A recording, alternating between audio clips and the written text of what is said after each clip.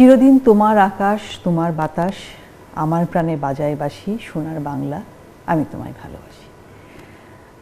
এই বাংলার ভূমিতে, এই বঙ্গভূমিতে এই 50 বছরে যে স্থাপনাগুলো আমরা দেখলাম, যে স্থাপত্য শিল্প, সেখানকার বাঁশিটি কীভাবে বাজলো তাই নিয়ে হাজির হয়েছি আজকের প্রশ্নগুলো সহজে। আজকে যারা আমাদের সঙ্গে কথা বলবেন আমি তাদের মুখোমুখি হয়েছি। বাংলাদেশের দুজন স্বনামধন্য স্থপতি, একজন হচ্ছেন মুস্তফা খালিদ পলাশ এবং আছেন আমাদের সঙ্গে লুহা নাহিদ চৌধুরী। আমি খুবই ধন্য যে আপনাদের দুজনকে আমি এক কাতারে পেয়েছি, একই জায়গায় পেলাম। এবং জানতে চাই যে মার্চ মাস আমাদের স্বাধীনতার 50 বছর পূর্তি, আনন্দের একটি সময়। এই আনন্দের সময়ে আমি যদি ঘুরে তাকাতে চাই 50 বছরের বাংলাদেশের স্থাপত্য শিল্পের জার্নিটা, সেটা কেমন ছিল? হ্যাঁ, মানে এটা তো আমরা একটা ইন আইসোলেশন দেখতে পারি না, একটা ধারাবাহিক চর্চা, ধারাবাহিক বহুদিনের, কারণ এটা তো জনঘনিষ্ঠ মানুষের ভীষণ কাছাকাছি একটা জিনিস। সমাজ, আমার জীবনযাপন, আমার আর্থিক সঙ্গতি, আমার সমাজ ব্যবস্থা, রুচি, নানা রকম, হ্যাঁ মানে সবটা মিলিয়েই তো একটা সংশ্লেষ তৈরি হয়। সেখান থেকে স্থাপত্য চিন্তা যেমন হয়, স্থাপত্যকে আবার গ্রহণও করার ব্যাপার আছে। মানে আমরা এটা একতরফা জিনিস নয় বোধহয়। এবং এটুকু খালি বলি যে শুধু স্থপতিরাই যে স্থাপত্য রচনা করেন এটা বোধহয় একটা ভুল ধারণা। হ্যাঁ, নিশ্চয়ই মানুষ কিন্তু নিজের জন্য অনেক নিজের মতো করে কিন্তু নিজের পরিবেশ, নিজের অবয়ব, নিজের অবস্থান সেগুলো রচনা করে। মানুষের চাওয়াটারই রিফ্লেকশন হয় আসলে স্থাপত্য শিল্পে, এবং সেটা সময়ই বলে দেয়।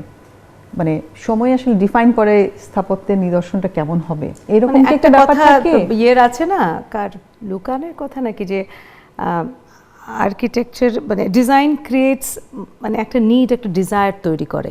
এখানেও বোধহয় একটা পর্যায়ে স্থপতিদের একটা ভূমিকা চলে আসে। তাই বলে এমন নয় যে একেবারে স্থপতিরাই সিদ্ধান্ত নেন যে তারা কিভাবে মানে মানুষের নেবার উপরে নির্ভর করে তারা আসলে কি করছেন, সেটার একটা বড় ভূমিকা আমার মনে আছে। কিন্তু স্থাপত্য তো দিন শেষে শিল্প, যে স্থপতি সে একজন শিল্পী, ফলে তার যে একটা জায়গা, ভাবনার জায়গা, সেটা তো আসলে এক ধরনের তার মাথা থেকে আসে। এটা শিল্প বটে, কিন্তু এটা কিন্তু ব্যবহারিক শিল্প, আমরা ইউটিলিটেরিয়ান আর্ট বলি। যখনই ব্যবহারিক শিল্প হবে সেটাকে কিন্তু আপনি চিত্রকলার সাথে, সেটাকে সঙ্গীতের সাথে মেলাতে পারবেন না। অ্যাবসলিউট পিওর আর্ট তো নয়, কারণ হচ্ছে আমি একজনের চাহিদার ভিত্তিতে একটা জিনিস তৈরি করছি। এখন আমি একটা পেন্টিং তো কারো চাহিদার উপরে করি না, আমি একটা কবিতা কারো চাহিদার উপরে লিখি না। তো ইউটিলিটেরিয়ান আর্ট এটাকে একটা শিল্প মর্যাদা দিচ্ছে। এখন সব স্থাপত্যই কি শিল্প? এটা একটা বড় প্রশ্ন। হ্যাঁ, সব স্থাপত্য শিল্প যদি হয়, আসলে স্থাপত্য জিনিসটা কি সেটা কিন্তু বুঝতে হবে। প্রথমে বুঝতে হবে যে আসলে এটা একটা আমাদের যে মৌলিক চাহিদার একটি অংশ। হ্যাঁ, আমার একটা বাসস্থান, আমার তো প্রথম সেই চাহিদার জায়গায় যেতে হবে। তো ওই জার্নির কথা যদি আমি ওইখান থেকে আবার শুরু করি, আসলে আমাদের জার্নি অনেক পুরনো। এরকম আরবানাইজেশন হয়নি, কিন্তু আমাদের স্থাপত্য হয়েছে। স্থাপত্য ভার্নাকুলারও আমরা বলি, যেটা গ্রামাঞ্চলে স্থাপত্য নিজেরা করছেন। স্থাপত্যের সবচেয়ে বড় যেই উপাদান সেটা হচ্ছে আমার জলবায়ু, আমার সংস্কৃতি, এগুলোকে সে বহন করে। হ্যাঁ, অবশ্যই সঙ্গে সঙ্গে অর্থনীতিকে বহন করে। কোনো সময় অর্থনীতি ওটাকে ওভাররুল করে, অতিক্রম করে সে মানে এখন যে অবস্থাটা আমাদের দাঁড়িয়েছে আর কি, স্থাপত্যকে অর্থনীতি রুল করছে, কোনো সময় পলিটিক্স রুল করে, রাজনীতি সেটাকে প্রবাহিত করে একটা দিকে। সেটারই ধারাবাহিকতায় আমরা কিছু ভালো কাজ পেয়েছিলাম সেই 60-এর দশকে। আমরা যদি বলি যে একেবারেই আধুনিক স্থাপত্যের গোড়াপত্তন যদি বলি, সেটা 60-এর দশকের শুরুর দিকেই হয়। সেটা হয়েছে আমাদের স্থাপত্যাচার্য মাজহারুল ইসলামের হাত ধরে। উনাকেই প্রথম, মানে প্রণম্য উনাকেই প্রথম বলতে হবে, কারণ উনার হাত ধরে আরও অনেক এসছেন যারা বড় বড় স্থাপত্যকর্ম আমাদের এখানে রেখে গেছেন বিশ্বমানের।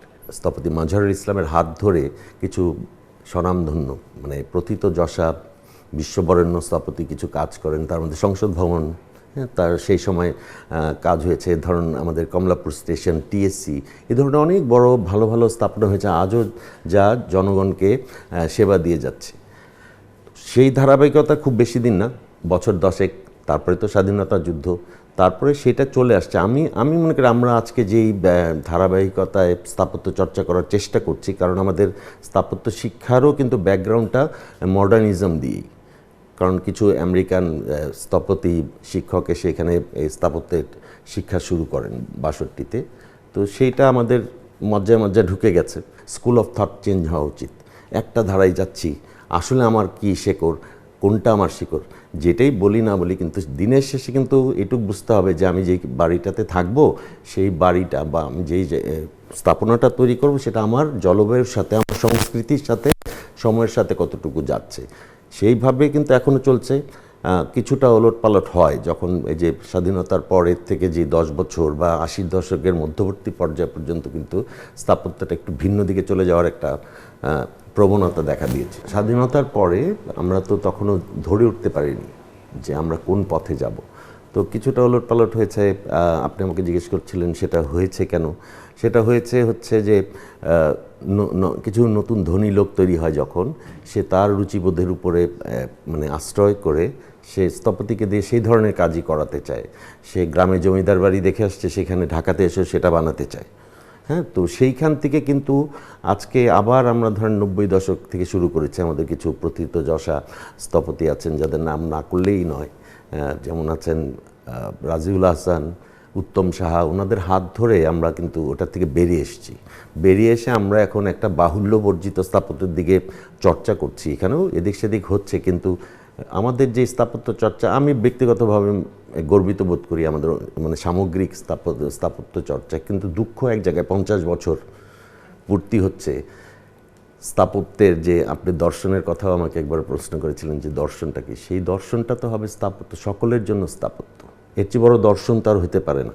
সেই দর্শনটায় আমরা 50 বছরে খুব একটা হাত দিতে পেরেছি বলে মনে হয় না। সবার জন্য স্থাপত্য হয়নি, এখানে একটা দুঃখ রয়ে গেছে। কারণ ব্যক্তি পর্যায়ে যখন স্থাপত্য রচনা হবে, ধরেই নিতে হবে সেটা একটা ব্যবসায়িক উদ্দেশ্যে, অর্থনৈতিক উদ্দেশ্যে করা হয় বা ব্যক্তিগত স্বার্থে করা হয়, কিন্তু এটাকে রাষ্ট্রের এটার সঙ্গে সম্পৃক্ততা খুবই জরুরি। সবার জন্য যতদিন পর্যন্ত স্থাপত্য না হবে, যে সেটা কি মানের সেটা বড় ব্যাপার না। মানে হচ্ছে এখনও ঢাকা শহরে 40 লক্ষ লোক যদি আশ্রয়হীন থাকে, তাহলে এই স্থাপত্য নিয়ে অনেক গল্প করার কিছু নাই আসলে।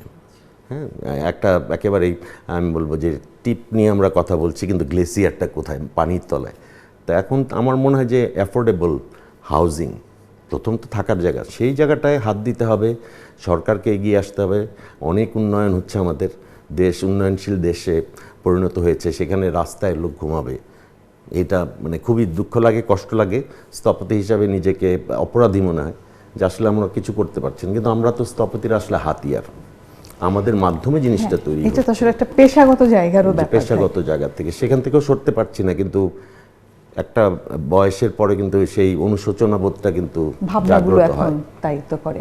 রুবনা, যদি আপনার কাছে আমি আরেকটু পেছনে যাব, যে 50 বছরে তো স্বাধীন একটা দেশ, আমরা আসলে একটা তরুণ দেশ সেই অর্থে, কিন্তু এই যে বাংলার যে একটি ধারাবাহিকতা আছে, যেটা আসলে গ্রাম কেন্দ্রিক যে শুরু হওয়া, ফলে সেখানকার একটা স্টাইল রিফ্লেকশন আমরা আমাদের স্থাপত্যে, আধুনিক স্থাপত্য যেটা বলছিলেন পলাশ ভাই, কতখানি ধরে রাখতে পেরেছি। প্রাচীন বাংলার যে স্থাপনাগুলো, সেগুলো মানে আমার এখনই পলাশ যার কথা বললেন, যে উত্তম দাদের কথা বললেন, কিংবা ওই পুরো যারা মাজহারুল ইসলাম সাহেবদের হাত ধরে যারা এই যে চেতনার একটা, আসলে এই চেতনা তৈরি করা, মানে এই জায়গার থেকে কিন্তু ওই কথাটা উনি অনেকবার বলেছেন যে তোমাদের শিখতে হবে, তোমাদের পুরনো দেখতে হবে কিভাবে, কেন, এবং শুধু ওই দেখা নয় যে আমি ওই ম্যাটেরিয়ালটা চুজ করলাম, সেই দেখা নয়, মানে আরেকটা হ্যাঁ, একটা গভীর দৃষ্টি দিয়ে দেখতে হবে যে কেন এই ধরনের ফর্ম আমাদের গড়ে উঠলো এখানে। ফর্মটা এখানে আমার মনে হয় এর চেয়ে অনেক বেশি জরুরি।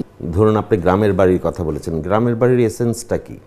মূল উপজীব্য হচ্ছে উঠান, একটা ভেতর বাড়ি, একটা বাইরের বাড়ি, একটা কাচারি ঘর, তারপরে একটা ঘর করে আপনি মাঝখানে আপনার আরেকটা উঠান করছেন, যেটা আমরা ইংলিশে অনেক সময় হার্থ বলি, একেবারে মাঝখানে জায়গাটা, ওইটাই আমার কিন্তু আসলে, হ্যাঁ, ওই জায়গাটাই হচ্ছে আমার কিন্তু আসল জায়গা জীবনযাত্রার। সারাদিন রাত্রে খালি ঘরে ঘুমাতে যাই, সেইটার কিন্তু একটা ট্রানজিশন হয়েছিল। ওল্ড ঢাকায় সেটা পাবেন। এখন কথা হচ্ছে যে জনঘনত্বের যে চাপ, স্থানের এটাই উপরে যে বলছিলাম চাপ, যে ওইটার সূত্র টানা যাবে না, এখন সরাসরি টানা যাবে না, সেখান থেকে একটা বোধ তৈরি হয়, মানে অনস্বীকার্য। কিন্তু এখন যে শহরের দিকে আমরা যেখানে বসবাস করছি, যা দেখছি আমাদের চারপাশে, সেখানে আসলে আমাদের অন্য স্তরে চিন্তা করতে হয় এটা কি সলিউশন হবে। সেটা যে সরাসরি একদম আমাদের ইতিহাস থেকে যে পাঠ গ্রহণ করেছি সেটা যে পারা খুব ডিফিকাল্ট, এটা ওভারঅলই পারা ডিফিকাল্ট। আর যেহেতু জানালাটা একদম উন্মুক্ত হয়ে গেছে সব দিক দিয়ে, অর্থনৈতিক প্রবৃদ্ধি হচ্ছে, সব কিছুই হচ্ছে, তো সেই হিসাবে কিন্তু এটাকে আটকে রাখা খুব, আমরা এটাকে অনেক সময় ইন্টারন্যাশনালিজম বলি, মুখে মুখে গ্লোবাল ভিলেজ বলছি, আর্কিটেকচারও একটা গ্লোবালাইজেশন হচ্ছে, সেই গ্লোবালাইজেশনের ইনফ্লুয়েন্সকে আপনি ঠেকাতে পারবেন না। আমরা আজকে ঘরের মধ্যে আমরা এটাও আলাপ করছিলাম লোভাপা, যে 90-এর দশকে কয়টা বাসায় এয়ার কন্ডিশনার ছিল না, কয়টা গাড়িতে ছিল। আমরা আস্তে আস্তে কোথায় যাচ্ছি, নিজেদেরকে আসলে প্রকৃতির থেকে বিচ্ছিন্ন করে আমরা একটা হারমেটিক্যালি কন্ট্রোল একটা এনভায়রনমেন্টে যাচ্ছি, এবং বাইরে গিয়ে বলছি অসম্ভব গরম, গ্লোবাল ওয়ার্মিং হচ্ছে। লুবানা, যদি আপনার কাছে যে প্রশ্নটা করতে চাই, যে এই যে আমাদের এখানে যে আমরা স্থপতি যারা আছেন আর কি, তারা কি গ্লোবালি যে কথাটা বলছিল পরস্পর, তাদের থেকে আলাদা করে কিছু চিন্তা করছে, তারপরেও আমাদের কিছু দেবার চেষ্টা করছে কিনা স্টাইলের জায়গা থেকে? মানে আমি পলাশের কথা ধরেই বলছি, তারপরে এটুকু আমাকে বলতে হবে যে একটা রুচি নির্মাণের জায়গা কিন্তু হয়েছিল, যে কথাটা আমি আগে বলছিলাম, যে মাজহারুল ইসলাম সাহেবের যারা আশেপাশে ছিলেন, অনুসারী ছিলেন, কিংবা তাদের যারা অনুসারী ছিল, একটা রুচি নির্মাণের জায়গা কিন্তু, একটা ক্রিটিক্যাল থিঙ্কিংয়ের জায়গা কিন্তু তৈরি হয়েছিল। আপনি জানেন যে বাংলাদেশ থেকে আমরা 3 জন স্থপতিকে দেখেছি, পরপর আগা খান অ্যাওয়ার্ড আমরা পেতে দেখেছি। এটা খুব কম একটা অর্জন নয় আমাদের দেশের জন্য, হ্যাঁ। এবং আমাদের প্রশ্ন করতে হবে কোন কাজগুলোর জন্য তারা পেয়েছেন। তারা কিন্তু একটু বাইরে এসে কাজ করেছেন, সে কারণে পেয়েছেন। মানে এই যে কথাগুলো যে আমরা অনুশোচনার জায়গা, যেগুলো আমরা কষ্ট পাই যেগুলোর জন্য, সেগুলোকে কিন্তু একটাভাবে কিন্তু দেখার চেষ্টা করেছেন, সেটার একটা সমাধান বের করার চেষ্টা করেছেন। আমরা মেরিনা তাবাসসুমের কথা জানি, পেয়েছেন কাশেফ মাহবুব চৌধুরী, পেয়েছেন সাইফুল হক, পেয়েছেন, হ্যাঁ। তো এই জায়গাগুলো কিন্তু ওরা একটা ক্রিটিক্যাল থিঙ্কিংয়ের জায়গায় কিন্তু করছেন। তবে এটা আমি ওর সঙ্গে এই অর্থে একমত যে সামগ্রিকভাবে যে চাহিদাটা, যে চাপটা, এটার সঙ্গে আবার ওটার একটা দূরত্ব আছে কিনা, আছে না? এটা তো বললাম, এটা মার্কেট। আমাদের তো এন্ড অফ দ্য ডে আমরা দিনের শেষে যেটা বানাচ্ছি সেটা একজন ব্যবহার করবে, হয় কেউ ব্যবহার করবে শেষে, অথবা ওইটা দিয়ে কেউ ব্যবসা করবে, হ্যাঁ। যদি আমরা স্থাপত্যের যেই প্রাইভেট সেক্টরটা দেখি, সেইখানে খুব বেশি অনেক কিছু আশা করার কোনো উপায় নেই, কোনো কারণও নেই যে কেউ ফিলান্থ্রপিক হয়ে, এই পর্যন্ত আমরা দেখিও নেই কাউকে যে এইটা করে ফেললেন দেশের জন্য, সেটা হয়নি। সেটা রাষ্ট্রের থেকে হতে হয়। রাষ্ট্রের থেকে যখন এসব বড় কাজ হয়, আমরা স্থপতি হিসাবে খুবই মর্মাহত হই তখন দেখে যে না, এই স্থাপত্যটা কত ভালো হতে পারতো। আচ্ছা, রাষ্ট্রই তো স্থপতিদের মধ্যে অবশ্যই কাজ করবে, কারণ হচ্ছে আমরা সবসময় মনে করি যে আমি একজন ব্যবসায়ীর কাজ করে যাব সবসময়, আমি কি দেশের জন্য কিছু করতে পারবো না, আমি কি একটা আর্ট গ্যালারি করতে পারবো না, বা আমি কি একটা হসপিটাল করতে পারবো না। কিন্তু এই কাজগুলো কিন্তু আমাদের দিকে আসে না। আমরা যারা প্র্যাকটিস করতে চাই, ভালো কাজ করতে চাই, ইচ্ছা আছে অনেক কিছু, তো এই আসলে কি গ্লোবালি এটা চলছে। লুভাপা যেটা বলছেন যে দুইটা ট্রেন্ড প্যারালালি যায়, আপনি কিন্তু এটা বলবেন না যে খালি শহরের জন্য স্থাপত্য গ্রামেও হচ্ছে। আমাদের এখানে অনেকে আছে ওইখানেও কাজ করছে, ক্রিটিক্যাল থিংকিং এর জায়গাটা হচ্ছে, প্যারালালি যাচ্ছে, দুইটা স্ট্রিমই আছে, দুইটা প্রবাহই চলছে। এখন হাসিবরা যেসব কাজ করছে, চেষ্টা করছে সলিউশন বের করার, ওইখানটাতে গিয়ে মার খাচ্ছে, সেটা হচ্ছে প্রবলেম। ওই জায়গাটা মার খেতে হচ্ছে, কনজিউমার সোসাইটির কাছে মার খাচ্ছে, খেতেই হবে। কনজিউমার সোসাইটির কাছে তো সবকিছু মার খাচ্ছে, রবীন্দ্রসঙ্গীত মার খাচ্ছে কনজিউমার সোসাইটির কাছে, হ্যাঁ, সব কিছুই মার খাচ্ছে না লুভাপা? আরেকটা কথা, আমরা মানে এই চর্চার মধ্য দিয়ে যে আমাদের ক্ষতি হয়েছে, আমরা অনেক কম্পার্টমেন্টালাইজড হয়ে গেছি, হ্যাঁ। সেটা তো আমাদের মানে শহরের একটা ল্যান্ডস্কেপ আছে, মানে শহরের নিজস্ব আবার একটা ল্যান্ডস্কেপ আছে, হ্যাঁ। শহর কিভাবে খোলা জায়গা, বদ্ধ জায়গার মধ্যে কি সম্পর্ক তৈরি হয়, সেটার কিন্তু একটা বড়, শহরের একটা নিজস্ব ল্যাঙ্গুয়েজ আছে, এখানে ইন্টারঅ্যাকশন। আমরা এই জায়গাগুলো আমাদের শহরে তৈরি করতে পারিনি। মানে যে জায়গাটা খোলা হয়েছে, মানে তাকে পার্ক করতে হয়েছে, ঘিরতে হয়েছে, বলতে হয়েছে শোনো এটা কিন্তু পার্ক।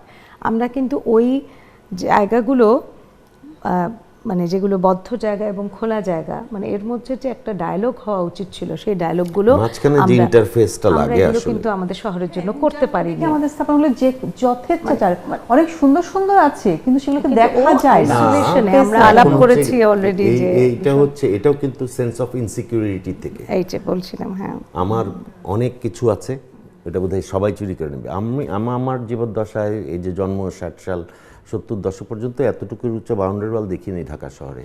সেই বাউন্ডারি ওয়াল দোতলা হলো, এখন সেটা তিনতলাও হচ্ছে। সেটা আবার যাতে আমরা শিশুরা যাতে ক্রস করতে পারে সেটার জন্য সিঁড়িও দেওয়া ছিল, যাতে এক বাড়ি থেকে আরেক বাড়িতে যাওয়া যায়। এই যে সেন্স অফ ইনসিকিউরিটি, এটা কিন্তু জুজুর ভয়, এই ভয়টা বিরাজ করে না। এটা আমার মনের ভয়, এটা হয়তো সমাজে নেই। আমরা তো এখন আমরা অনেকেই, আমার বন্ধু স্থপতি রফিক আজম, আমরা অনেকেই কিন্তু ইচ্ছা করে পারছি না বাউন্ডারি ওয়াল দিতে হবে, তাহলে তাও গ্লাস দিয়ে দিই, যাতে অন্তত ভিজুয়ালি একটা পথিকের সঙ্গে এই জায়গাটা কানেক্ট করে। যেটা লুভাপা বারবার বলছিলেন, বারান্দা আগে ভালো করে খেয়াল করে দেখবেন, আগের বাড়িগুলোর কত বড় বারান্দা, সারাদিন মারা খালারা আমরা সবাই সাইকেল চালাতাম ওইসব বারান্দায় গেলে। ধানমন্ডির বারান্দাগুলো যদি মনে করেন, এগুলো এই যে জিনিসগুলো, এগুলো ডিসঅ্যাপিয়ার করছে, উধাও হয়ে যাচ্ছে। এবং মানুষ তো বারান্দাকে ঘর বানিয়ে ফেলছে, মানে একটা ফ্ল্যাটে হয়তো বারান্দা ছিল, সেটাকে দেখা যাচ্ছে ক্লাস। মানে আবার এখানে আমাদের খুব সেন্টিমেন্টাল হলে হবে না, মানে একটা প্রয়োজনের জায়গাও কিন্তু একটা লুভাপা বিষয় বারান্দায় আছে। গেলে গরম লাগে, আপনি এই কথাটা বুঝতে পারছেন?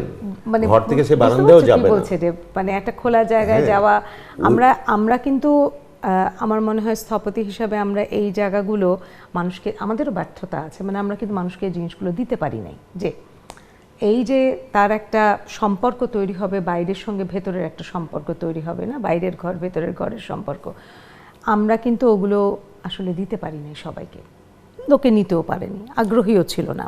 আর বাজার অর্থনীতি থাকলে রুহাপা সেটা তখন তো সবকিছু গুনছে, করে, এটা শুধু সব স্থাপত্য স্কয়ার না, ফিট গুনছে, সবকিছু গুনছে না। তো তখন বলা যে আমি টানা বারান্দা করব, ওকে বলে তোমাকে আর জেদ দেবো না কাজ, তুমি এরকম, তাই তো না, যার কারণে কি আমাদের ড্রয়িং কাম ডাইনিংটাও এক হয়ে গেছে।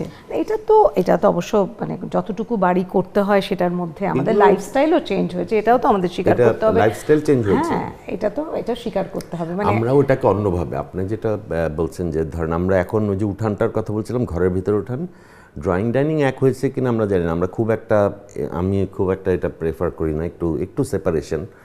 তো ওই যে উঠান হিসাবে কাজ করে ডাইনিং স্পেসটা, এখন ওইটাই একটা জায়গা, সবাই ওখানে দরজাগুলো খুলছে।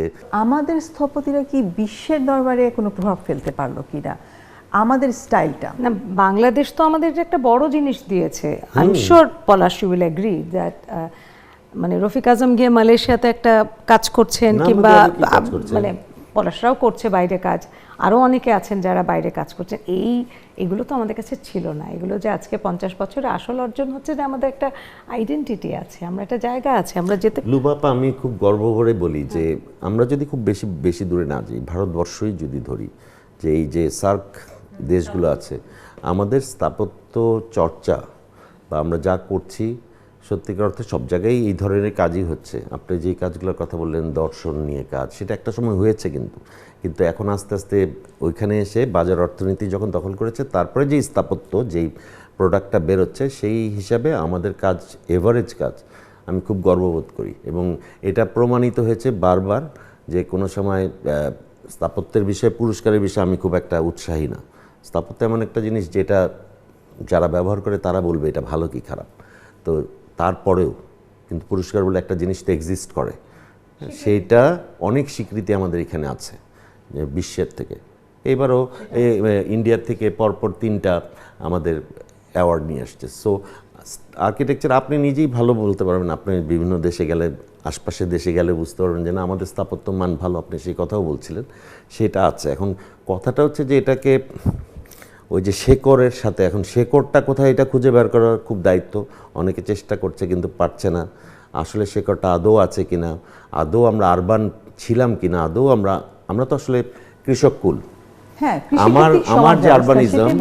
আমার যে আরবানিজম যদি ধরি, আমরা আমাদের জানা মতে পাল, সেন, এরা যা করেছে সবই কিন্তু ধর্মীয় ভিত্তিক স্থাপত্য করেছে, স্থাপনা। এরপরে যখন আসলো ইংরেজরা, যখন আসলো তখন স্থাপত্য করেছে হচ্ছে জমিদাররা, এবং সেটা এখানকার স্থপতিরা করেনি। তারা বাইরে থেকে করে এনেছে।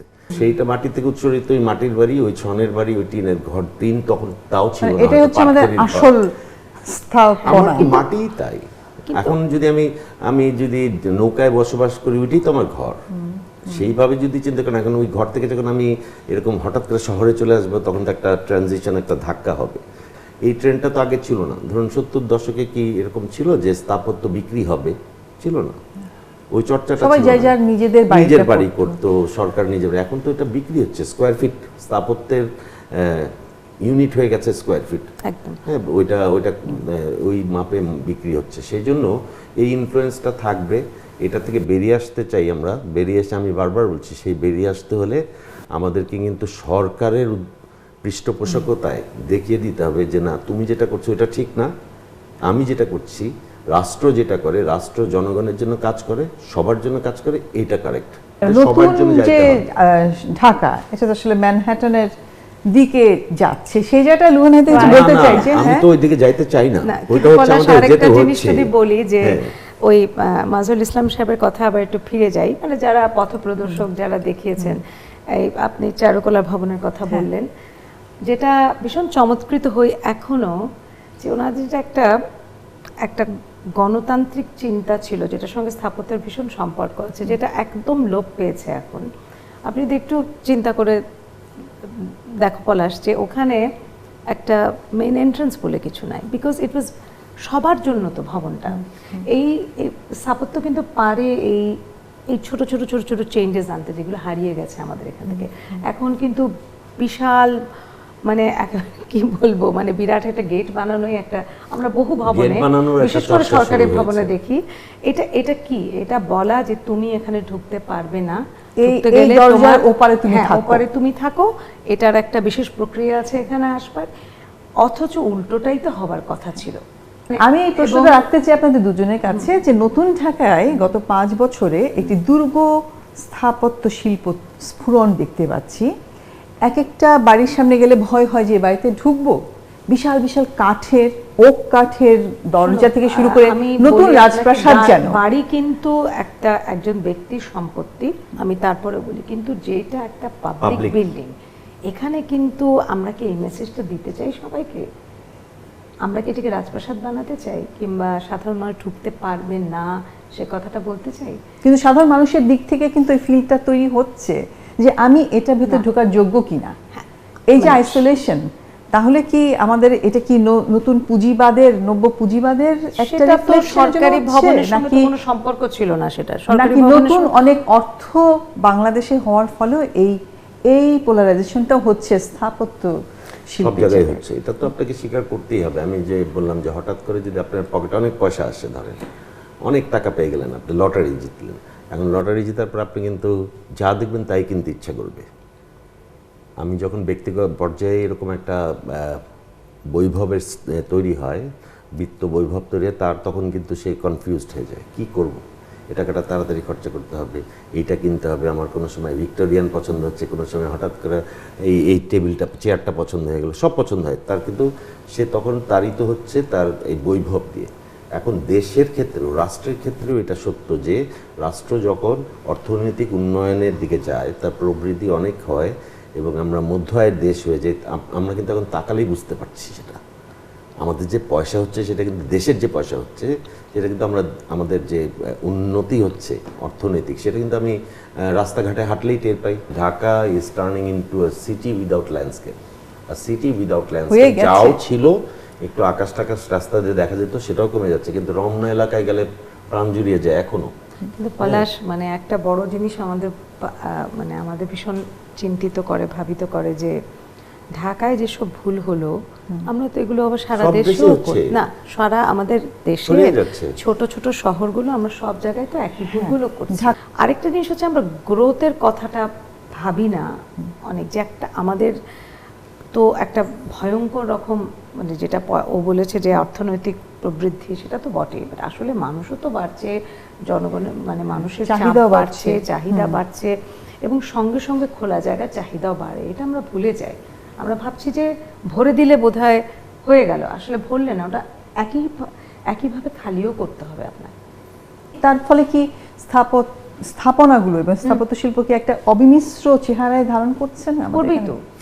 আপনি করারই তো বললাম তো, আমরা যদি এই একটা দেয়াল ধরি, একটা তার মধ্যে স্থাপত্য হচ্ছে একটা ছবি ধরেন, এখন দেয়ালটাই যদি পঙ্কিলময় হয়, খুব ময়লা হয়, ওটার মধ্যে কোনো প্ল্যান না থাকে, তাহলে ওই স্থাপত্য তো আসলে করে আপনি লাভ কি?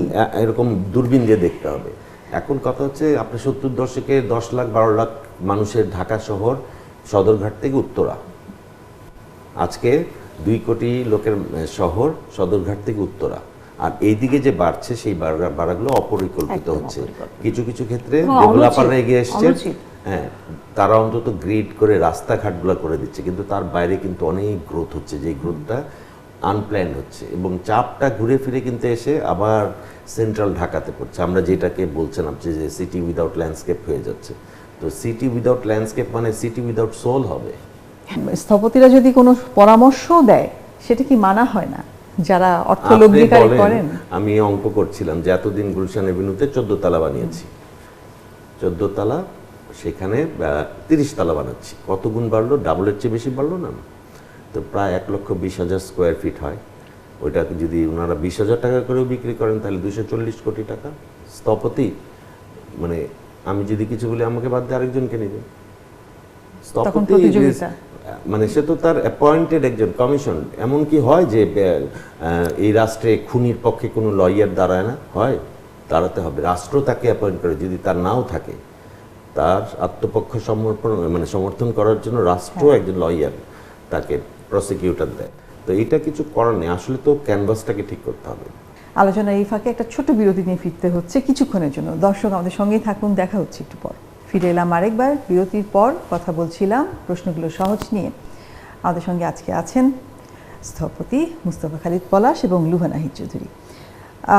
একটা প্রশ্ন, নান্দনিকতার জায়গায় যদি বলি, এখন যে ঢাকায় কিংবা আমাদের বাংলাদেশের অন্যান্য জায়গায়, বিশেষ করে ঢাকাই বলবো কারণ আসলে ঢাকাতেই তো আমরা দেখতে পাই সব কিছু, সেই জায়গায় যে আধুনিক স্থাপনাগুলো কোন জায়গাটায় দাঁড়িয়ে আছে বিশ্বের অন্য জায়গা থেকে? আস্তে আস্তে মনে হচ্ছে স্থাপত্য কি, এই প্রশ্নটা কিন্তু একটা বড় প্রশ্ন, যেটা আমরা বেশিরভাগ মানুষই মনে করি না। আমি মনে করি মুস্তাফা খালিদ পলাশ মনে হচ্ছে এই চেক শার্ট, এই প্যান্ট, এইটা আপনি যেই জিনিসগুলো দেখছেন সেটা কিন্তু স্থাপত্যের এসেন্স না, সেটা তার খোলস।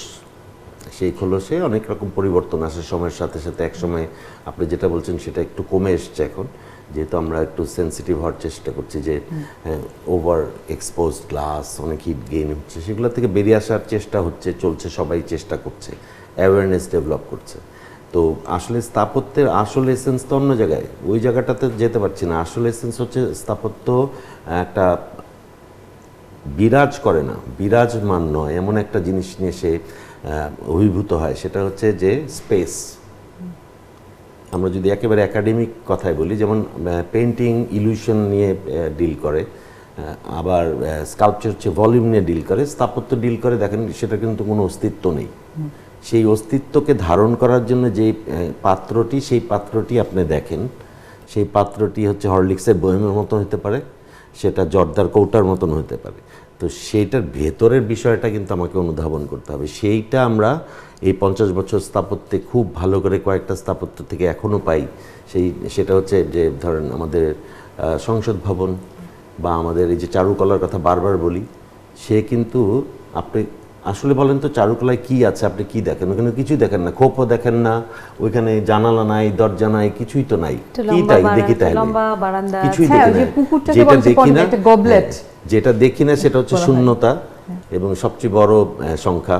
এই শূন্যতার ভিতরে যখন আমরা ঢুকি, একমাত্র শিল্প আপনার মাধ্যম, যেটা বলছেন যে যেটা ভেতরে মানুষ বসবাস করে, তো সেইখানে ঢুকে যেই ভালো লাগাটা, ভেতরে স্পর্শ করাটা, সেইটা হচ্ছে স্থাপত্যের মূল মন্ত্র। এবং সঙ্গে সঙ্গে অবশ্যই সবার জন্য চারুকলায় ঢুকতে গেলে কেউ আপনাকে ঠেকাবে না, আপনি ঢুকে যেতে পারবেন। আজ পর্যন্ত, আমি জানি না ভবিষ্যতে কি হবে, কিন্তু ঢাকা বিশ্ববিদ্যালয়ে ঢুকতে গেলে এখন কিন্তু আপনাকে থামাবে। তো এই জিনিসগুলা, এবং মানুষ চারুকলাতে ঘুরতেও যায়, বহুকাল থেকে আমরা দেখছি যাবারই মানুষ তো সব কথা। জায়গায় সব চারুকলায় জায়গায় ঘুরতে পাবলিক চায়। লাইব্রেরি যেটা ছিল আগে, যেটা মাজহারুল ইসলাম স্যারের করা, ওটা নিচটা পুরোটা ফ্রি ছিল। আমরা স্থাপত্যকে অনুভব করি না, ওটাকে বোঝার চেষ্টা করি না, কিন্তু ওটাকে অ্যাবিউজ করি। আমরা চারুকলাও আমাদের কিছু কিছু স্থাপত্য হয়েছে, অনুষদেও হ্যাঁ পলাশ, হয়েছে। আমরা কি নিচের তালা, অসাধারণ ছিল, নিচের পুরোটা তালা ফাঁকা। ফাঁকা ছিল। এই যে এই নিচের তালাটা ফাঁকা করার কারণটা কি? প্রকৃতিকে প্রবাহিত করা।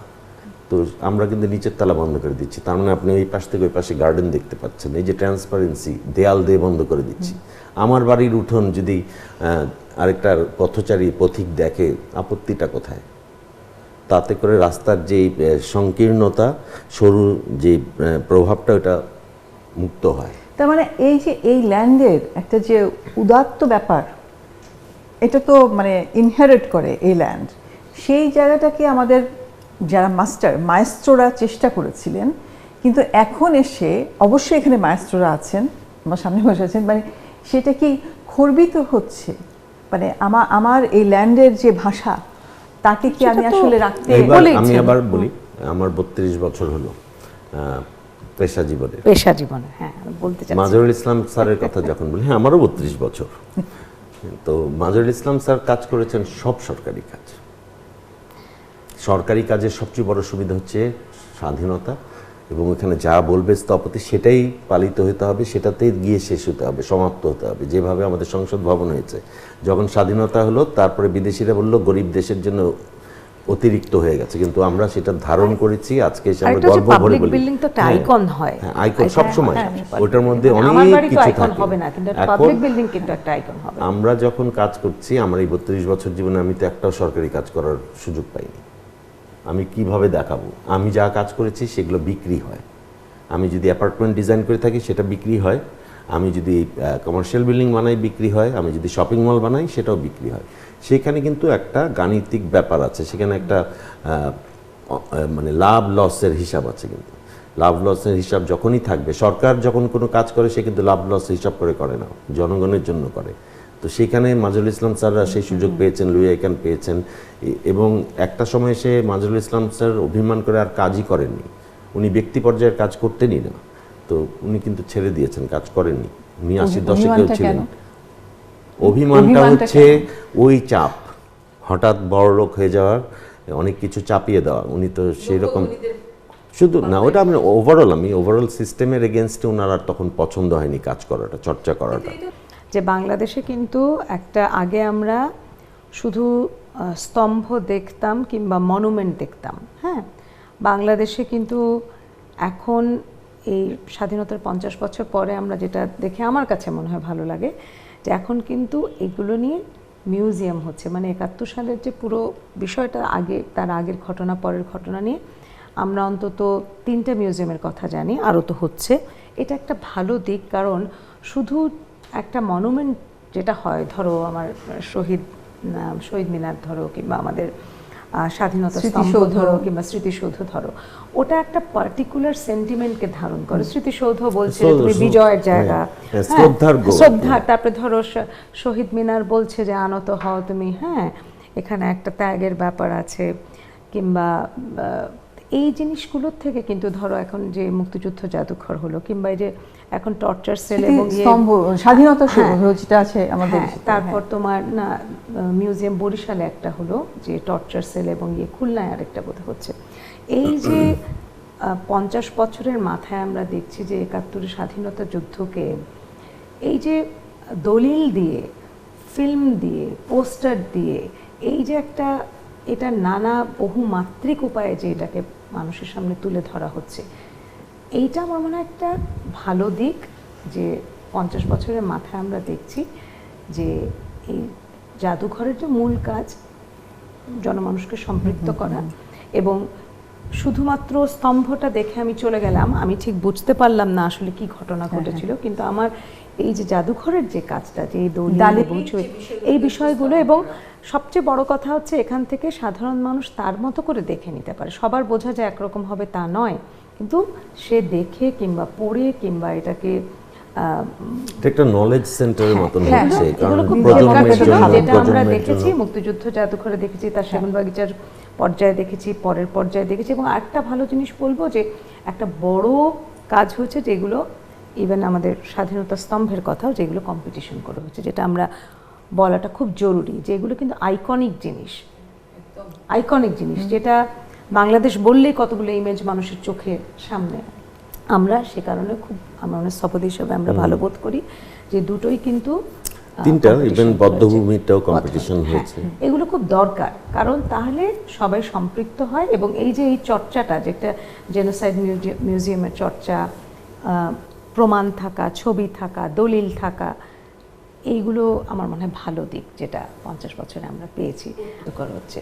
এমনি আমি যদি বলি মুক্তিযুদ্ধ কিংবা ভাষা আন্দোলনও, এইখানকার যে এলিমেন্টসগুলো সেগুলো কতটা প্রতিফলিত হয়েছে আমাদের স্থাপত্য? যে আমি একটা ইন্টারেস্টিং কথা মনে হলো, সেদিন একটা কাজ করছিলাম যে ইশারা ভাষায় তোমার 21শে ফেব্রুয়ারি গানটা, হ্যাঁ, আমার ভাইয়ের রক্তে রাঙানো, যেটা আমার ভালো লাগলো পলাশ, যে ইশারা ভাষার তো কিছু নিয়ম আছে বলবার।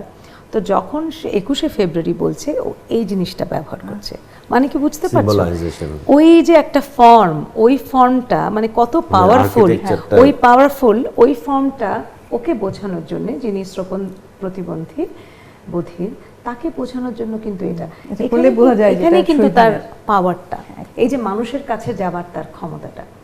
আমি তো এটা স্মৃতিসৌধের ক্ষেত্রে কি এভাবে আমি দেখাবে? সেটা তো খোঁজ নিইনি, কিন্তু হতে পারে। আমি হতে বলছি পারে, এই যে হতে পারে। ফন্টটা কত কত মানুষের কাছাকাছি চলে যায়, কত দ্রুত এবং কত মিনিংফুল হয় তখন তার জন্য। হ্যাঁ, এটা একটা বড় পাওয়ার, কিন্তু এটা একটা খুব বড় ক্ষমতা। মানে স্বাধীনতার যদি সুফল আমরা পেয়ে থাকি, স্থাপত্য হচ্ছে অন্যতম প্রধান মানে একটি স্বাধীনভাবে পেশা। স্থাপত্য চর্চা করা, কাউকে দিয়ে এর প্রভাবিত চেয়ে না বেশি করে, কি চাই? না যে হলে আমাকে মোগলদের মতো করতে হবে না, অমুকের মতো করতে হ্যাঁ। হবে না। তো এই যে স্বাধীন, তার উপরে আমার স্থাপত্য বাইরের থেকে এসে করে দিয়ে যাবে না, মানে ওই পাকিস্তান থেকে এসে এখানে করতো। একমাত্র মাজহারুল ইসলাম স্যারই ছিলেন যিনি ওদের সঙ্গে, উনি থাকারও কারণ আছে, ওনার যে ব্যাকগ্রাউন্ড নিয়ে উনি এসেছিলেন, উনি যেই পড়ালেখা, একজন ইঞ্জিনিয়ার, একজন এমনি বিএ পাস করা, আবার একজন আর্কিটেক্ট, তারপর বিদেশে পড়ালেখা করে, ওনার যে ব্যাকগ্রাউন্ড, ওই ব্যাকগ্রাউন্ড নিয়ে এসে ওনার ধারে কাছে কারো দাঁড়ানোর কথা না। তারপরেও ঢাকা শহরের অনেক স্থাপনা আছে এখনও যারা পাকিস্তানিদের ডিজাইন করা, আপনারা দেখলেই বুঝবেন যে মাজহারুল ইসলাম স্যারের কাজ কোথায় আর তাদের কাজ কোথায়, কোন অবস্থানে আছে। তো ওনাদের থেকে আমরা এই যে স্বাধীনতা পেয়েছি, স্থপতিরা পেশাজীবী হিসাবে প্র্যাকটিস করার যে সুযোগটা আমরা পেয়েছি, এর চেয়ে বড় পাওয়া আর আমাদের তো আর কিছু নাই।